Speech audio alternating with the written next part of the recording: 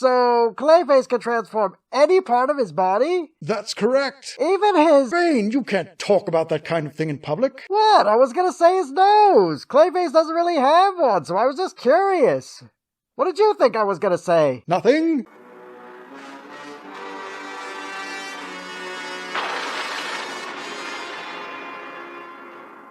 Welcome back to another episode of Batman the Animated Recap. Last time we covered Prophecy of Doom, featuring a con artist attempting to swindle some rich Gothamites out of their fortunes. This time, we're recapping the first episode in another two-parter, exploring the origins of the villain Clayface. Season 1, Episode 20 of Batman the Animated Series, Feet of Clay. We open on the Gotham Island tramway, which is closed for repairs. Lucius Fox arrives to meet Bruce Wayne at 3 in the morning in a very clandestine sort of fashion. Over here, Lucius. Bruce Wayne skulking around and lurking in shadows? Not like you at all, Bats. Are you trying to be funny? Oh, I don't have to try. This is all natural. Lucius asks why he couldn't give Bruce these documents at the office, and Bruce replies, Not out here. Come on. You are being shady as here. What the hell is going on? I don't know. What do you mean you don't know? Look, I go undercover as me a lot. I can't be expected to remember why every time. Okay. Anyway, Lucius follows Bruce inside where Bruce says that it's not safe at the office because his phones are bugged and he's being followed. Apparently, they've been investigating Roland Daggett for trying to acquire Wayne Enterprises using insider trading. All they need to do to put him away is to give what's inside Lucius's briefcase to the district attorney, but apparently Bruce has other plans. You see, Lucius, the reason I want those papers is to destroy them. It's finally happened! I knew if I was patient this day would come. Batsy has finally come over to our side. What? I have not. Then how do you explain what's going on here? He's probably deep undercover, getting in tight with Daggett so that he can pull the rug out from under him at the appropriate time to ensure that he can't snake his way out of jail time. I mean, that does sound like something I'd do. But you're not doing that here? Let's say I am, but I reserve the right to change that statement as we continue. You can't do that. Yes, I can, because... Bane? Because Batman! Ugh, fine. Bruce and Lucius fight over the briefcase until the handle breaks. Lucius makes a run for it, getting shot at by Daggett's men. The shots are heard by Batman, who was standing on a skyscraper rooftop nearby. What do you do up there, Bats? It's not like you can see what's happening on the streets below. That's my quiet contemplation time. I like to ponder the meaning of life. Go over my back-dicks, that sort of thing. Your back-dicks? Yes, my bat tactics. Try to keep up. Is no one going to address why he's in two places at one time? Oh, yeah. I'd like to amend my statement from earlier. I think I'm being impersonated. Well, which one is the real you? Me, obviously. No, I mean... Never mind. Lucius gets knocked out when a sign falls on him. One of the thugs hears that the police are en route and says they need to finish this, but then... Too late, dirtbag. Huh? Who said that? The Batman! Bruce sneaks off as Batman proceeds to wreck Daggett's goons, only getting tripped up momentarily by one of them. After dispatching them, Batman sees Lucius unconscious on the ground, but before he can do anything, the police arrive. Batman and the thugs flee the scene, and as the police check on Lucius, he says, Bruce Wayne. He set me up. Well, that's awkward. The next day at Imperial Pictures Studios, we meet Matt Hagen, a famous movie star known as the Man of a Million Faces, who's been horribly disfigured from a car accident. He's been using a face cream from Daggett Industries that allows him to mold his face so that he can appear unscarred.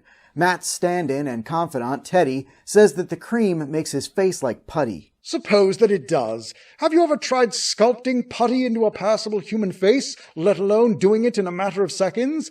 And, even if I believe that were possible, how does it give him an eyebrow? He had one before and both after. Because that cream uses Magiance. What the hell is Magiance? You know, magic science. Magiance. That's not a real thing.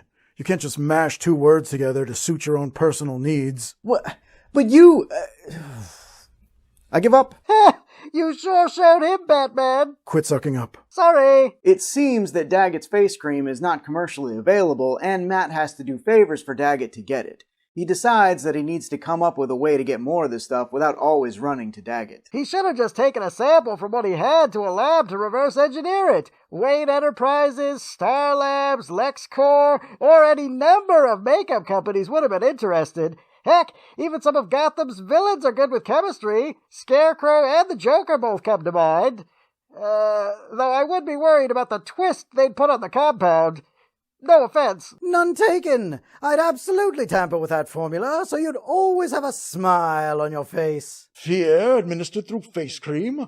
Why have I never thought of this before? You put it on thinking you're getting gussied up, only to see the face you fear most staring you back in the mirror. Oh, I must get started on this right away. Great, now I have to spend hours coming up with antidotes for those compounds. Thanks, Bane. You're welcome. Over at Daggett Industries, we learn that Daggett had Matt pose as Bruce Wayne for the meeting with Lucius. Ha! I knew that wasn't me at the meeting. Daggett must have gotten a hold of one of my Bruce Wayne face masks. No, I think he had Matt mold his face to look like yours using the compound. Where's your proof? Proof? I don't need proof. I'm not on trial here. Everyone's always on trial. I'd ask who hurt you, but due to Hollywood's lack of originality, we already know that story all too well. Daggett is expressing his displeasure with Matt botching the Lucius job. He's having this discussion with his goons on the floor of his factory, where we see a production line of his face cream being made. But that doesn't look like a limited supply. If Daggett isn't selling that stuff commercially, then why is he making so much? And if he's selling it commercially, why does Hagen have such a hard time getting his hands on it? Exactly. You know, Bane, I feel like you and I are on the same page for the first time ever. Yeah. I don't like it. Me either. Let's move on. Daggett says that Matt has outlived his usefulness and needs to be dealt with. When his henchmen ask how they're going to find a master of disguise, Daggett says, This is the only place in the world where he can get what he needs. He'll come to us. As expected, that night, Matt breaks into the research and development department of Daggett Industries. Daggett's men are there waiting for him, but Matt tries to throw them off his scent. I'm looking for Mr. Daggett. I don't believe we've met. My name's Wayne. Bruce Wayne. I'm starting to think this Hagen guy was impersonating me at the tramway. He's good. Brilliantly worked out, Bats. Even though that was already revealed earlier. Oh yeah, my bad. Does anyone else notice something off about Batman today? Yes, I think you're onto something, Crane. Old Batsy's not quite himself, is he? Of course I am. Hey, what happened to your voice? Damn it, they're onto me. Wait, Batman was Clayface this whole time? Aren't we concerned about what happened to actual Batman? Absolutely. Nope. Not really. Okay. Matt's ploy doesn't work, and Daggett's men try to kill him in one of the most horrifying ways I've ever seen in a kid's cartoon. Not that way. Please. Let's give him all he'll ever need. I mean, look at the bright side. They could have administered it rectally. Wait, what am I laughing about? That's awful. Awfully funny. That is so wrong. Yo, what is wrong with you? Anyway, back at the Batcave, Batman figures out that one of the henchmen from the tramway is Raymond Bell. He's known for carrying a pocket radio tuned to police frequencies at all times. It's at this point that Alfred happens in and asks, What am I to do about the police? What police? Bruce Wayne sought for questioning. Didn't he see Lucius at the tramway? How is he just now figuring out the man has been hospitalized? Batman sets a trap for Bell by faking a police bulletin for his arrest. Bell takes off with Batman covertly pursuing him in the Batwing. That is, until he isn't. The Batman? Also, why does the Batwing sound like a lethargic TIE fighter? Bell tries to escape into the Gotham Midtown Tunnel. Oh my word, even the tunnels have the name Gotham on them. Just call it the Midtown Tunnel. Everyone knows it's the Gotham Midtown Tunnel because they're in Gotham. Calm down, Crane. Take your pills. Or better yet, take mine. They're happy pills. Oh, Oh, they've just kicked in. Bell thinks that he's avoided Batman until this happens.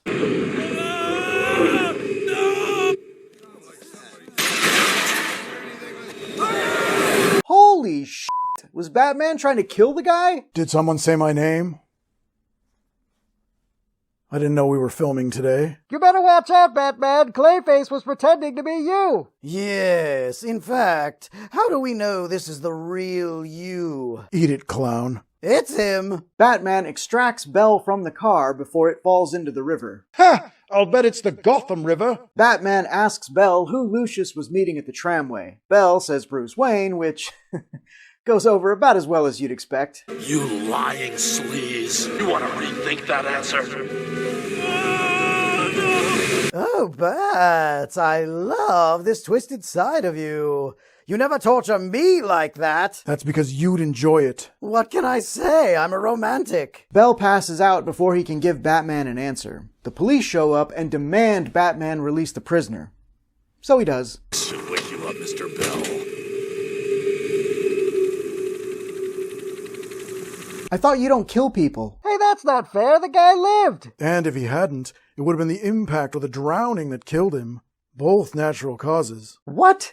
There's nothing natural about being ripped from your car in midair and then dropped onto a skyscraper. Semantics. You're lucky I don't know what that means. Anyway, later on, Bruce breaks into Lucius's hospital room and rather than opening with, "Hey Lucius, someone impersonated me at the tramway. What were you doing there?" He goes with, There's nothing to be afraid of. You know I'd never do anything to hurt you. Batman in police custody and none of us knew to take advantage of the situation? Such a pity. The episode ends with Teddy finding Matt's car in an alley and discovering the grisly fate of the man with a million faces. Matt. Oh, Matt, is that you? What in heaven's name did they do to you? I'm sure it's nothing a bit of Daggett's face cream couldn't fix. What a distasteful joke. Who's joking? That stuff works miracles. This episode is a great setup for what's to come in the second part. It gives us some serious stakes for Batman/Bruce Wayne, introduces us to another mainstay antagonist in Roland Daggett, and while we don't get to know Matt Hagen all that well here, we will get to know more about him in the follow-up.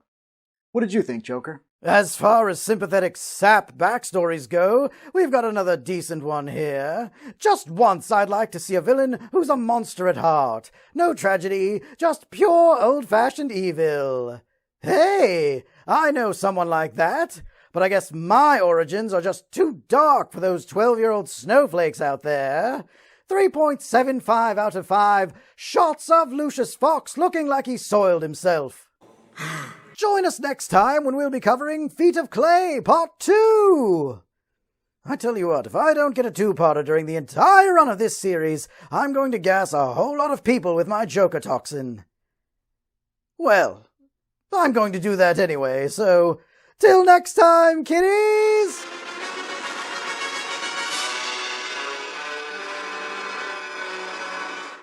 Enough jokes. I want to get serious for a moment. You want to get serious? Yes. Did you get hit in the head or something? Nice try, Hagen. The Joker may be a lot of things, but serious isn't one of them. All right, you got me. I knew I should have opened with a pie in the face.